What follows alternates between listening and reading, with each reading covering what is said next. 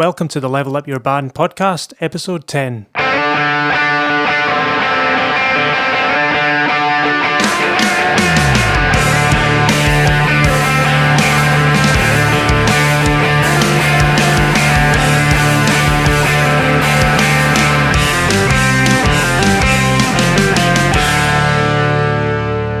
Hello and welcome back to the Level Up Your Band podcast. I am Gavin Patterson and I have my bass-wielding co-host Julian Pombo with me. Hello. He has a bass with him. Yeah. So today we're going to talk about gear. The musical variety. Yeah. Mm-hmm. Yes. Yeah, so Julian is doing well because he has a bass and he is not going to play this all the way through the podcast. No. Imagine how infuriating that would be to just, just talking away and then just while you're talking, it's just just in the background, boom, boom, boom, boom, boom, boom, boom, boom, and all that. Yeah, he has a tendency to do that. I'm a noodler. A noodler. Yes, I'm the worst. I'm the guy who, important information is getting relayed to the band and I'm just sitting there like, oh yeah, sure, yeah, no worries, and I'm just playing. Yeah, I'm not listening to what anyone is saying. No, it's something I've gotten better at it, but it's hard. I usually just put my bass down. So you're that guy when you turn up to rehearsal, you plug in your amp, turn up to 10 and just play like warm-ups and while everyone's trying to talk. I don't even play warm-ups, I just play riffs. I'm the worst. No, it's not. I used to be that bad. I try not to be. I don't think it's as bad as drummers though, who turn up and play. The first thing they do Fast is they fills. set up and they just play loads of fast fills and stuff like that. And it's like, dude, not just now. Yeah. I'm trying to tune up my guitar, man. Like, Please stop that.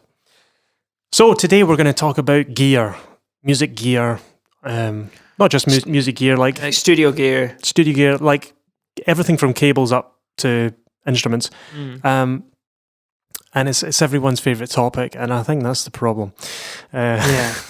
So the thing with gear is we need it. Yeah. We obviously need it. If you don't have a guitar, you're not going to be playing guitar.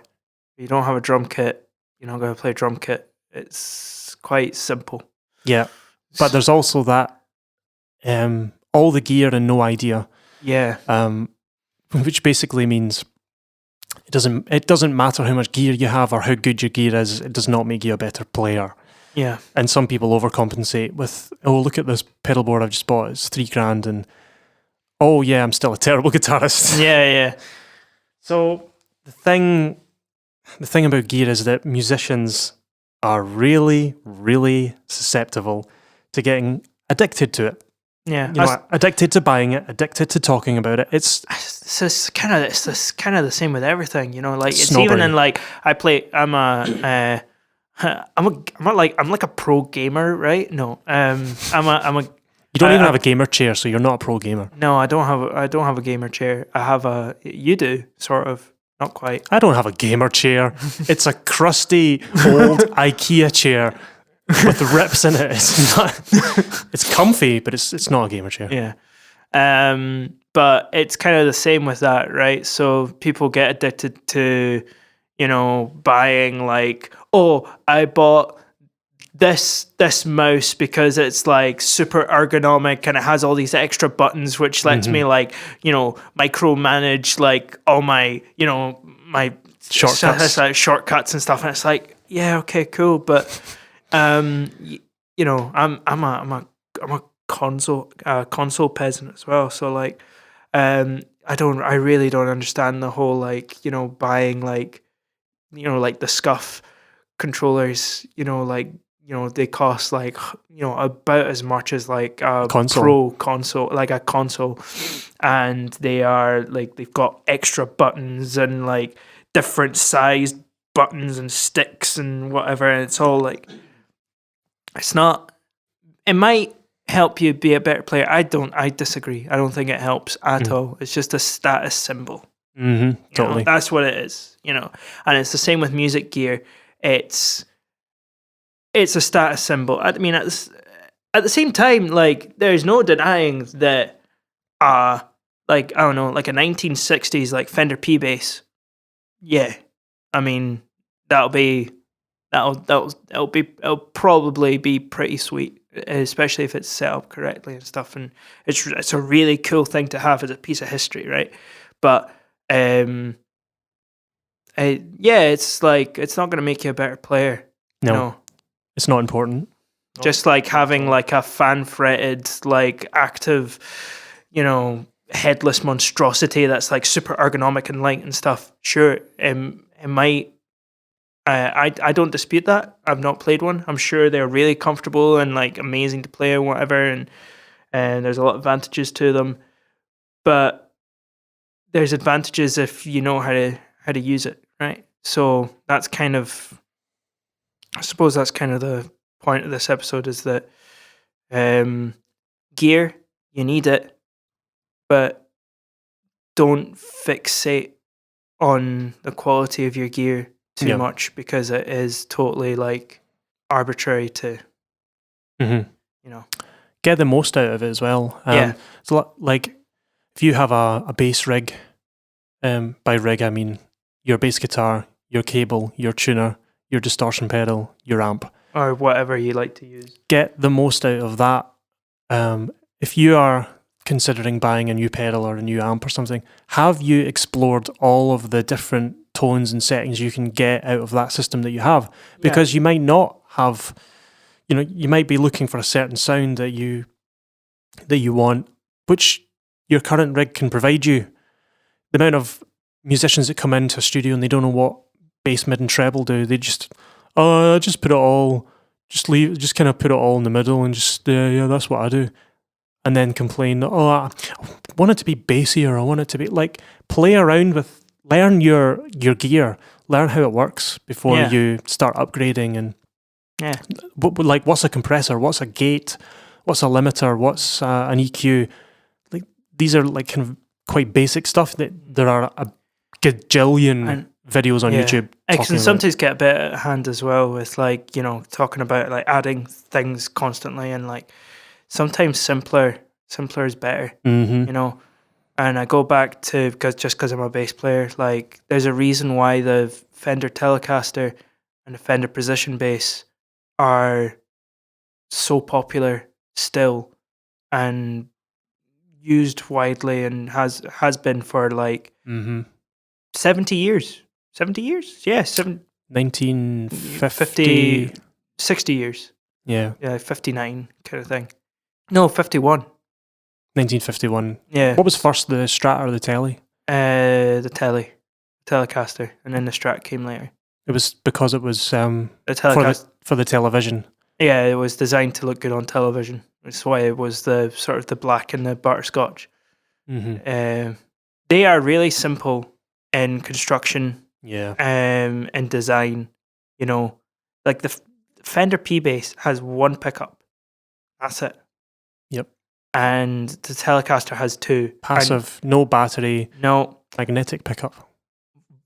Volume all the way on or off, and tone like all the way up, with maximum trebliness, or as much as you can get from a passive system, and then all the way off. Like, that's it. Right? So simple. So you're holding a bass guitar just now. Yes. Now you have, how many bass guitars do you have? I have this one, I have my Schecter, I have the Framus, which is like a short scale thing? Short scale 70s like bass, and then a recent one which I bought from a guy called Mad Malco, and he makes like Frankenstein's guitars. So that's the one that I have is like his first attempt at making a bass 6, which is pretty cool. It's a pretty cool guitar. It's made out of like all sorts of different. It's got just different guitar bits. It's got like a Telecaster like bridge pickup. It's got a jazz bass neck. It's got like the same configuration as a bass 6. It's mental. So, right, Julian's holding a bass just now, and he's gonna play a little bit of the bass and just try and guess like just the sort of price range of this bass, just based on the tone.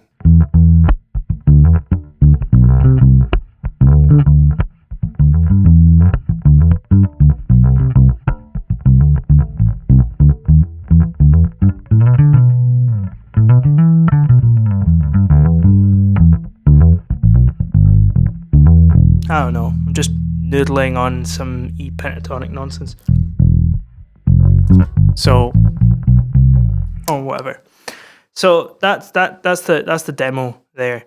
So it sounds full, fat, warm, great. Sounds like a bass guitar. Sounds like a bass guitar. Sounds like any bass guitar should sound. Okay, put us out of our misery. Right. So like, what is this guitar, and how much did it cost? Including the strings? Yeah. It cost a total of £103. Wow. Okay. So the bass guitar itself is about £92, something like that. Brand new. Brand new. Not secondhand. Like straight from the factory, brand new. What's the brand? It's Harley Benton. So if you guys are familiar with Thomann.de, the German warehouse, it's their in-house brand. So there's nothing special about this. It's made in China, and they ship it over, and then it gets set up in the shop, and then gets sent to your house. And that's it. And there's nothing fancy about it. It's got one pickup, a volume control, a tone control, and none of this stuff is particularly expensive. And the strings that I'm using are just Fender flat wounds. Mm-hmm. £13. Yeah. Like, cheap as chips. Yeah, and it sounds great. Yeah. And this is my main bass that I gig. I aside from the Schecter, like, I use this bass all the time. Yeah. And I've recorded tracks with it, and it's never done me wrong. In fact, I've not even had any work done on this bass. It's not even had to go in for a setup. Unlike my Schecter, my Schecter CV4 cost me £600, and I had to get one of the parts replaced. I had to get the pickup selector replaced on a £600 bass. This £90, it doesn't have a pickup selector. Doesn't even have a pickup selector. It has one pickup. Cost me like a fraction, not even a sixth of the price of that Schecter, and I've not spent any money on it afterwards. Yeah, right? apart from strings. But that's to be expected with any bass. You change the strings all the time. Mm-hmm. Just because it's expensive doesn't mean it's good. Exactly, 100%. Yeah. I can totally agree with that. I mean, having worked with loads and loads and loads and loads of musicians, I get to record lots of different instruments. So I've had people come in with really expensive, like, acoustic guitars. There was one case, I was recording an album, and one of the guitarists comes in with this really, really nice Taylor. Mm-hmm. It's like a little, kind of smaller bodied Taylor. Yeah. Beautiful sound off this thing. In the room, just absolutely sounded fantastic, and couldn't wait to mic it up and try it. And he's playing away over the song. It's a sort of big full band sound, and he's playing away, and I'm like, it sounds a bit thin and weak. I'm like, so I tried moving microphones around. I'm trying to get, like, when I listen to it on its own with the mics, it sounds fantastic. And I'm like, what's the problem? What's the problem? So I was like, have we got any other guitars kicking about? And the other guitarist had a big, massive, jumbo Epiphone guitar. And it was like £300 guitar. The other guy's guitar was like I don't know, like £1,500. A lot of money. And the £300 guitar, he sets up in front of the mic, same mic, almost the same configuration, slightly bigger body, so I had to move some things around. And honestly, it was the biggest sounding, and most amazing sound coming out of the speakers for that song. I was like, £300 guitar sounds better in this case than a £1,200 guitar. So, and that brings me on to like bass. That little 90 quid bass sounds better than some £2,000 basses. In some cases, I've had bass players coming in with really, really expensive, sometimes thousands of pounds worth of bass guitars, and it just sounds like mud. Just and I'm like, just have you got a jazz bass or a P bass or something? Just like a Squire or something normal. I'm just getting a normal bass, please. And like the clarity, the fret noise, the finger noise, the pick noise, it's all there. But sometimes those really expensive active basses, they just don't. We should say here, like, we're not knocking active basses. There are some really good active systems that you can get and that you can use. It's just, don't put all your eggs on one basket and fixate on like having the best this and best that, whatever, But like that is a common problem I tend to find with a lot of active basses. And you know what it is? It's not necessarily the fact that it's an active bass, is that people just don't know what to do with the controls, right? Because when you jump from a bass like I just played to you there with one pickup and one volume control and one tone control, and then you jump to a thing with like two big fat soap bar pickups and like different controls that do different things, you basically have like an amp already on, like a preamp on your bass, and people just have no idea how to use them, It's like when people come into the studio with a Fender Jaguar, I just like flip out because it's got like 6 tone controls and switches and buttons, and I'm like, I hate this. Like, just here, have a Strat. Just have a telly. Like, so simple. 9 times out of 10 sounds better. Yeah, unless you know what you're doing. Like, of course, yeah. Yeah, totally. That brings me on to like just talking about bass guitars and stuff. Sometimes you are justified in making upgrades and for sure, and stuff. Yeah. So if you're a drummer, speaking as a drummer, when I first started playing drums in bands, I had a starter kit, maybe a £300 or £400 Ludwig drum kit. All right. Not gonna lie, it sounded absolutely dreadful. It was honestly terrible. But I thought like, oh, it's a Ludwig, so it's going to be really good. No, it really wasn't. I don't even think it was made by that company. It was some Chinese, copy paste drum kit that they put their brand on. But it got me started on drums. Yeah. But I knew that this drum kit was not going to cut it. Yeah. In a band. So I invested my money and I bought a mid-range drum kit that I knew would work in a band. And I am still using that drum kit today. It cost me about £1,000. It was a Tama Superstar Hyperdrive, which is a kind of mid-range kit. It's not the most expensive kit in the world. It's not the cheapest. I think it was £999 or something, not including cymbals. Yeah. And that has done me 11 years thus far. So right. I've played, oh my God, like maybe 300 or 400 gigs with it. Right. And it's still going strong. It's not got a mark on it. Yeah. And it's an absolute workhorse. I use it for recording as well. It sounds fantastic. It's a good mid-range kit. It was a justified upgrade. Yes, yeah, totally. Another thing that you should never sort of like talking about gear and not upgrading certain things. If I was to go and buy, like when I was starting gigs, if I was to go and buy like a $3,000 like DW kit, that would be a complete waste of money because the types of gigs I was playing at the time, it was mostly, I was playing in like a big band, and it was kind of amateur, unpaid, playing church halls. Right. I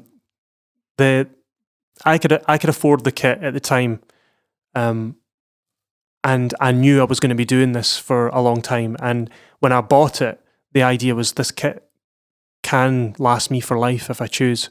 And that £1,000 I'm definitely gonna make that back. Now, the first few years I didn't make any money playing gigs, but then I got hired to do session work and playing in weddings and wedding bands and function bands, and that kit has paid for itself. Yeah. 100 times over. But getting a DW kit because your hero plays a DW and forking out $3,000, if you can afford it, well, good luck to you. But it's unwise, especially if you're starting out. Yeah, for sure. But getting a proper setup. Yeah.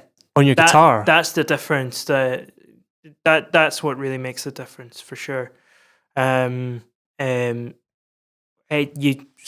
we were talking about, so that bass guitar, I got really lucky that it just came to the house perfectly set up. I didn't touch it. I've not done any work to it. It just arrived, and I was like, oh, this is like gig ready, Yeah. Like, it was, even with stock strings. rarely happens, right? That I got incredibly lucky, right? So I will say, quick disclaimer, there is a risk that you run when you do buy cheaper gear, because it is just more mass produced. So yeah, less reliable. I know I've played Harley Bentons and I've used them, and I know what they're like. And I did my research, and I was like, £90 seems like a pretty good gamble. I already know what I'm doing when it comes to setting up bass guitars and stuff. So that was fine. I felt quite comfortable doing that. Right. So what I'm saying is that do a bit of research. Don't just go on wish.com and buy the first bass guitar that you see. In fact, there's plenty of YouTube videos where people have done that, and you really do get, £50 gets you £50 worth of bass, which is like it's like, it's horrible. Oh, I play a Schecter. What about you? Oh, it's Argos, mate. Do you like my Argos, my Fisher Price bass? So do your research. But yeah, really the only difference between a good instrument and a bad instrument is the setup, right? Because it really doesn't take long to set up a guitar and get it gig ready. I suppose it's different for guitars than it is for drums. Yeah, well, I'm sitting looking at a drum kit just now. I've got two kits in the studio. I have my Tama kit, which I bought 11 years ago, which has been my workhorse. I love that kit. I love the sound of the kit. Just as soon as it's like when I tried it in the shop back in 2009, I just knew immediately. I'm like, yeah, this is definitely like my budget was around 800 or 900, and I was like, this is slightly more, but I'm like, this is definitely. I was trying like Mapex kits and Tama kits, and just the Tama, just the tom sound, especially on that model, just the tom sound was really, really nice. Like some of those like really deep toms, I just don't like them. They're just too. They just sound like hitting a rubbish bin. Some of them, they're just too bimmy. But I'm sitting looking at the other kit here. Now, I bought that from a friend roughly 10 years ago as well for £50, I think. The kit is worth nothing. It is worth nothing. It is trash. But I have actually recorded that kit as well. Really? And see if you're playing sort of trashy, sort of big beats like big, heavy, kind of Ringo style, sloppy, kind of overcompressed, big room sound. That kit is great. Right. It's so good. I've seen me actually use that kit there was a song, it was a really slow kind of floor tom driven, like boom, boom, ba, boom, boom. And I just set up one room mic, put a little bit of reverb on it and compressed the nuts out of it. And it sounded big and dirty and horrible. It was kind of reminiscent of John Bonham, kind of big compressed sound. Right, yeah. On the cheapest kit ever. It's basically plywood. It's just it's rubbish. But it's just dirty and like there's applications for these things. Yeah, totally. My big Tama kit, which is super hi-fi, it's got a really low bass drum and high tuned toms. It just wouldn't have worked for that song, which is why I didn't use it. Yeah, this one, it rattles when you hit the kick drum. You know, it's got a character, and I use it for practicing on. You know, if people break it, I don't really care. And I suppose it's the same thing with you. You've got a £90 P bass that you take on tour and you take it to gigs. And if someone drops you, go, 90 quid. Yeah, it's a bit of a pain, but yeah, if someone dropped your 700 quid Schecter, you were like, yeah. You know, like unless I know where I'm going. Like, for example, I'm doing a tour in Germany. I am not taking my Schecter over to Germany. For various reasons. One, I'm playing country music. It would sound abysmal. It just would sound so bad in that context. It would sound horrible. So that's reason number one. And reason number two, it's really big and it takes up space. And we're just going in the one car. We're driving to Germany in a Mini. A Mini Cooper? Yeah. Wow. That's brave. Yeah. So that'll be fun. Yeah, like if something was to happen to it, that's a lot of money. You know, like that's gonna take me. I would be absolutely devastated. Whereas £90, I mean, I'm really attached to it. Yeah. But if somebody decides to steal it, I'll just get another one. It's fine. Yeah, you know, it's less of a risk. It is 100% less. It's so much less. The thing with the Tama kit, it was a lot of money, and if I broke bits of it, it would be a real problem. And especially the cymbals I've got, maybe the cymbals are actually worth more than the kit. I've just accumulated some cymbals over the years. Like I actually, I bought a ride cymbal a month ago, and it's the first cymbal I've bought in like 8 years. I just don't really buy a lot of cymbals. I've got 2 crashes, a crash ride, a ride, and a set of hi-hats. Yeah, I don't have anything else. I know drummers who have like enough cymbals to fill 2 kits. I've just never been interested in that. Like, I've got my cymbals; they work. The reason I got I got a crash ride. The reason I did that is because I cracked one of my cymbals because it's so old. It's 10 years old, and I love it, and that's why it's cracked, because I always use it. So just showing a little bit of age. But I bought hard cases. Yeah, I spent a fortune. I spent like 300 or 400 quid on hard cases. Yeah, same. Yeah. And as a result, I have done 200 or 300 gigs or however many it is with this kit, and you would never know. Like, because it goes straight in the hard case. The hard cases are, if you were to see the hard cases, they are wrecked. They're just covered in scratches and bumps and scrapes, but that's what they're for. Yeah. And imagine I had just taken my kit with no kit. Oh, it would be just wrecked. Yeah. So if you're going to buy a really expensive instrument, make sure it's well looked after. Yeah, make sure you've got take care of it. Take care of it. I love my hard cases. You can just chuck them in the van and it's not a problem. I don't carry my Schecter in like a gig bag anymore. It's big hard case. Yeah, huge hard case. You know, big thing. You know, made out of wood. It's not worth it. No, for sure.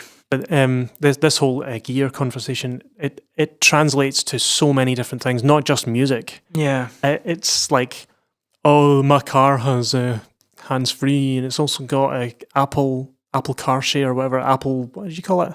You know, where you can put your phone screen onto the touch screen on your car, and it's got all these gadgets. I have no idea. Oh, mine has active cruise control and self-driving, this and that, self-parking, and it's all just sales tactics to try and get you to spend money. And everyone listening to this right now, if you are a musician, you will know exactly these things I'm about to talk about. Promotional emails from Thomann, Gear for Music, eBay, Andertons, like whatever. all your providers, all this gear stuff, Andertons, yeah. 20% off this bass that you were looking at 5 minutes ago because you went on our website.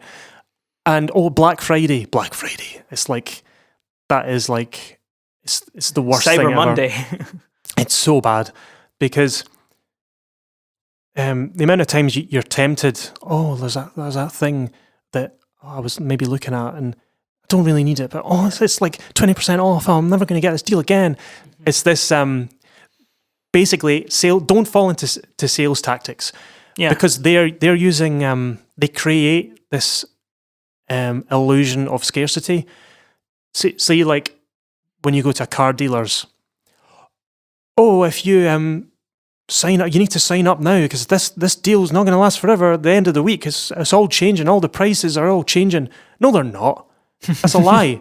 Yeah, it's a lie to get you to force your hand. It's creating scarcity. Yeah, it's false scarcity to try and make you jump into a purchase. And it's the same with sales. It's like, if anyone's familiar with Waves plugins, they have been in a perpetual sale for the last 5 years. They're if you go onto their website right now, there's a sale on. There's a sale on. It's kind of like the time. What you call it? DFS. Yeah. Winter sale, spring sale, summer sale, autumn sale. It gets to the point they should make announcements when there's no sale on. We're always on sale.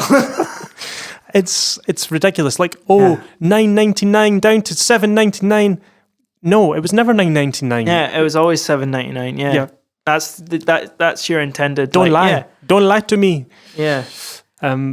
So the moral of the story is, don't fall for that like nonsense. It's if you're like, this is how I use sales. Now, sales are quite handy. Yeah. If there's a particular piece of gear, I'm like, right, like in the last year, I had a mixer. Yeah. It was an Alto 16-channel mixer that I use for in-ears. I do in-ear monitoring for my wedding band for a couple of the musicians and myself. So I handle like the monitoring side, and I use a 16-channel mixer. I also have used the 16-channel mixer in the studio, and it was playing up, and I had some problems with it. So I was looking to upgrade it and get something else. And I was like, I'll wait. I know what I'm going to get. I had my eye on a Mackie 16-channel, real simple, old-fashioned analog desk. I think the design, I ended up buying it, spoiler alert, and I love it. It's so simple. I think the design of that desk, I'm sitting looking at it right now, that design came out in 1991, so it's the same age as me. It's simple, effective. It's just an analog desk. There's no digital components. It doesn't break. It's so simple, but it's like 500 quid, 600 quid. So I was like, that's a lot of money. I'm not just going to fork out for that. So I waited and waited and waited, and then a big sale came on, and I found one brand new for 300, and I was like, bang, done. And I got it, and I got a hard case for it as well. All in, $350 for a £600 mixer. Yeah. I thought, yes, that's when you use sales. Use sales for when you're trying to get something that you've maybe had your eye on and you want to. Yeah. The same goes for not just studio gear, just for anything. Yeah. Like that's when sales are handy, I'd say. Yeah, for sure. I just had a thought about, because we were talking about, when do you upgrade, and just to add on to that, it's like when should you get? Never mind just upgrading. When should you get another instrument? Because it seems it is a very much a guitarist problem where you buy a guitar and then you go, oh, I really fancy this sound, and then you buy a Les Paul, and then you go, oh, I quite fancy an SG, and you buy an SG, and then it just keeps on going. Right. Yeah. So just to solve that problem, and I used to have that problem. I used to buy random stuff all the time because I had no idea. Like, this was very early on. I used to buy like guitars, and then I would Change your use them a mind. bit and then sell them, right? Yeah.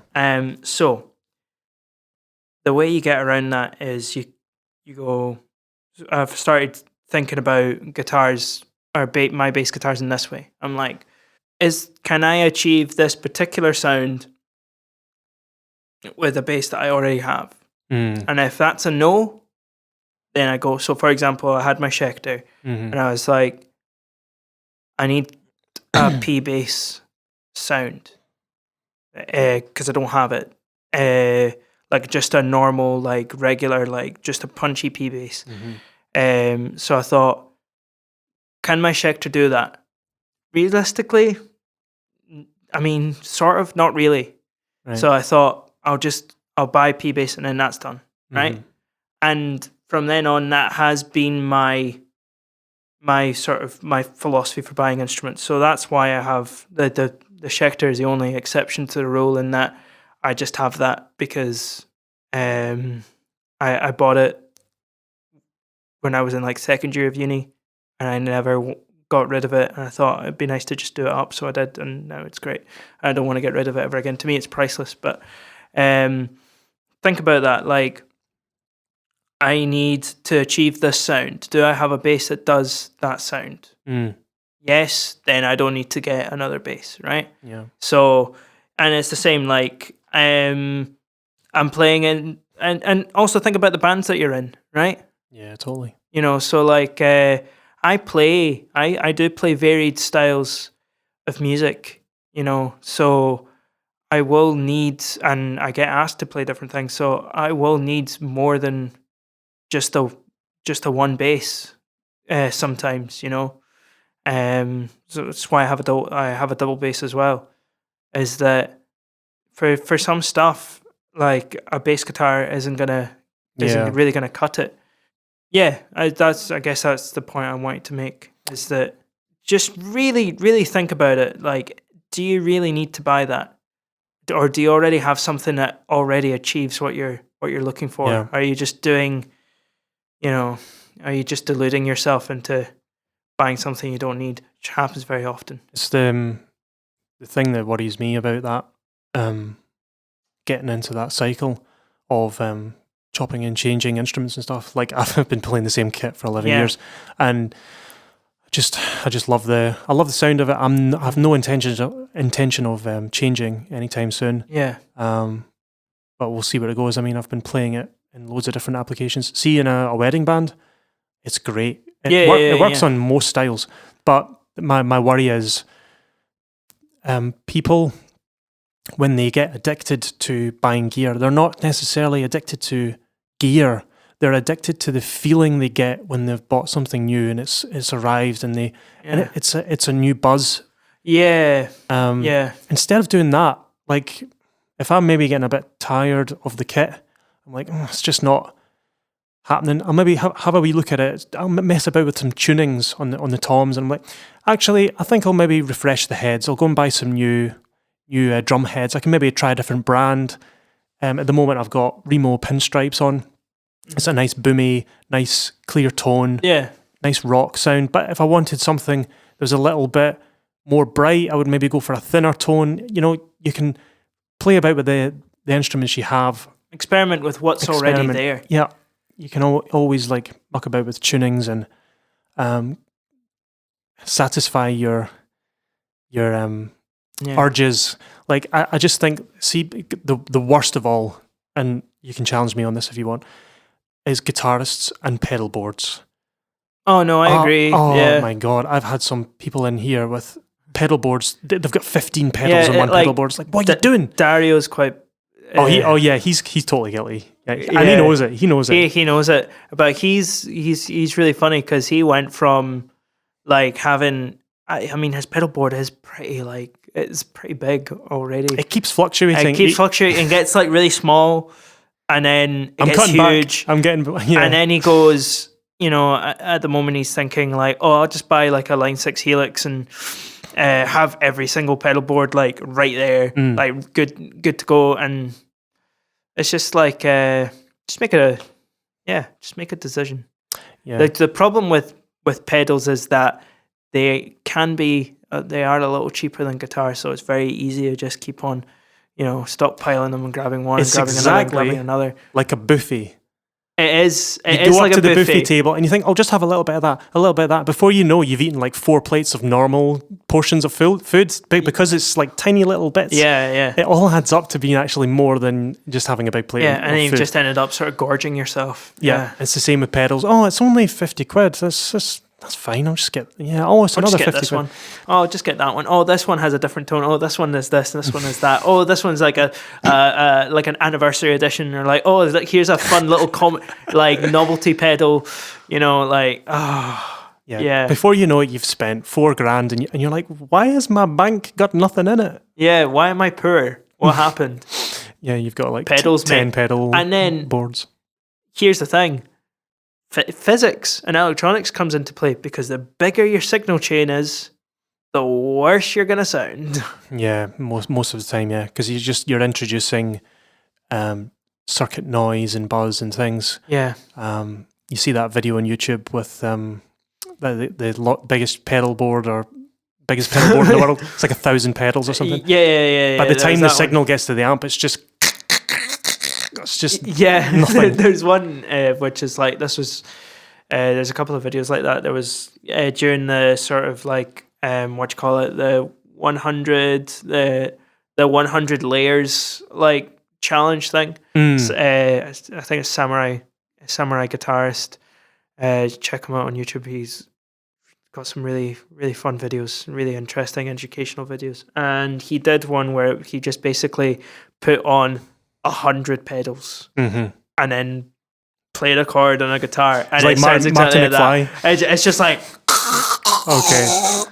So it's not like Marty McFly from Back to the Future. no, it's not. It's just rubbish. like Anticlimactic. yeah, it's totally anticlimactic. It's just like Yeah, nothing. Like, it's the same with recording. I try to keep my chain as simple as possible. yeah,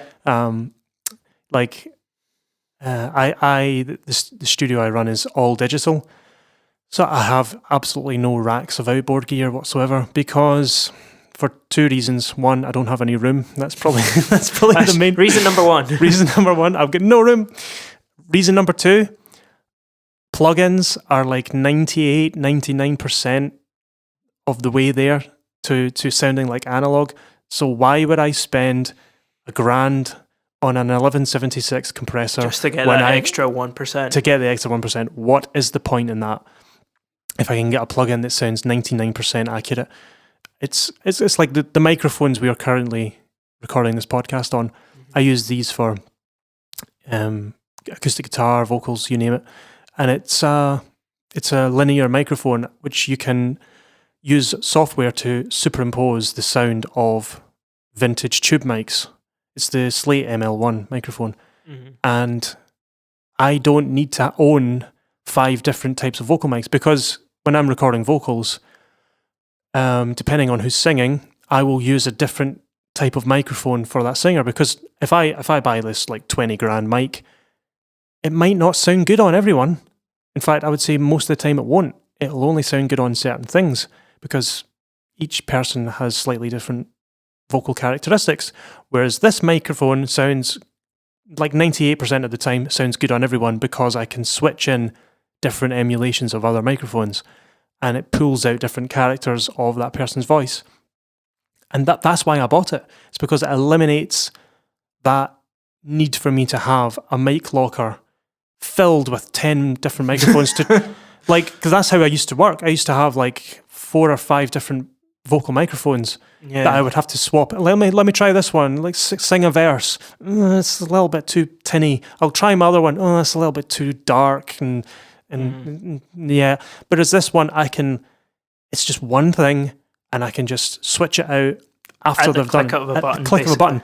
It might not sound exactly like that vintage tube mic, but it sounds like 98% accurate. And you've got big singers like Beyonce and Sting using that microphone, and they can't tell the difference between that and the $20,000 251 that they used before. I'm like, why obsess with gear when you can get something much cheaper, much more practical, more in your budget? it just does the same thing virtually. It's Yep. got its own sound. It's really cool. And that's kind of my philosophy is like, be selective in where you put your money. Make sure it's going to be practical to you and last you, and just don't be silly. Don't go and buy a Mesa Boogie Mark V when you could go and get a nice, I don't know, a Fender amp, something mid-range. Yeah, or like with bass, for example, like sure you can go and like buy like, like the most expensive like Mark bass amp there. Or get a wee TC Electronic. I can't remember the name of the model that I use. It's That's like a great app, that. It's fantastic. So cheap, dirt cheap. It cost me like great. £250. Yeah. £1 per watt. Nice. And it's got this wee sort of square cab. Yeah. And the bass that comes out of that thing, it's fat. It's so fat, yeah. Yeah, it's just and the beautiful thing about it is that it just fits really nice and snug in the boot of my Mazda 2. Oh, you mean you don't carry around a 4x12 cab? No. Oh, okay. No. That's odd. I know, how weird. Yeah, just be really, really smart about your setup. Don't spend tens of grands on it because you don't need to. No. You don't need to. At the same time, don't be a cheapskate. And, like there's that side of it as well. You've got to weigh up the pros and cons. Weigh up the pros and cons and just really think about it. And just be sensible with your money. Don't be too cheap. Don't be too expensive. Do your research. That's the thing, yeah. Research. Look things up. Try things out as well. I took a really big gamble and I bought that off the internet without even trying it, just going off the word of other people. If you can, go into a shop, tell them your price range and just tell them, like, I remember one time I just went in and I said to them, like, I've got like £200 to spend. I want to try everything in that range, bass-wise. And they were like, everything? I was like, yes. Including like the crappy Epiphones and stuff. I don't think much of Epiphone basses, but they were like, yeah, including that? Really? Are you sure? I was like, yeah. Yeah. I want to make sure because you never know. Yeah. You never know. You might find something. Yeah, you might find something that is just like that, chef's kiss, like, amazing. Okay? So, that kind of wraps it up. Yeah, that's kind of our opinions on gear. Like, don't be that guy who has all the gear and no idea. Yeah.